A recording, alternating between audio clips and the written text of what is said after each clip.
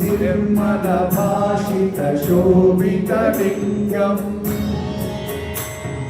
जन्मज दुःखविनाशकलिङ्गं तत्प्रणमामि सदा शिवलिङ्गम्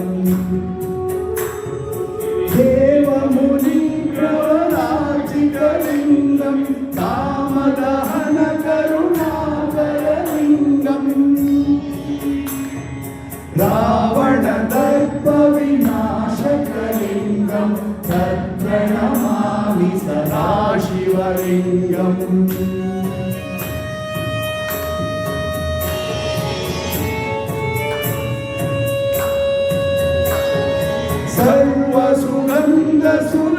सर्वसुगन्धसुलेपितलिङ्गं बुद्धिविवर्धनकारणलिङ्गं सिद्धसुरासुरवन्दितलिङ्गं तत्प्रणमामि सदा शिवलिङ्गं कनकमहामणिभूषितलिङ्गं फणिफणिवेष्टितशोभितलिङ्गम्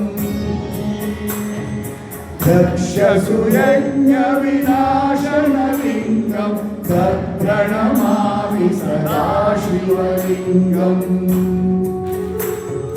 कुङ्कुमचन्दनलेपितलिङ्गं पङ्कजहारसुशोभितलिङ्गम्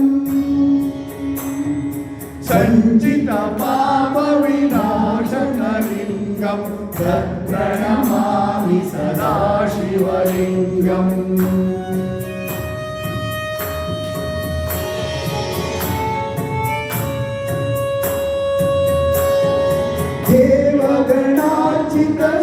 देवगणार्चितसेवितलिङ्गं भावैर्भक्तिविरेवचलिङ्गं दिनकरकोटिप्रभाकरलिङ्गं तत्प्रणमामि सदा शिवलिङ्गम् अष्टधरोपरिवेष्टितलिङ्गं सर्वसमुद्भवकारणलिङ्गम्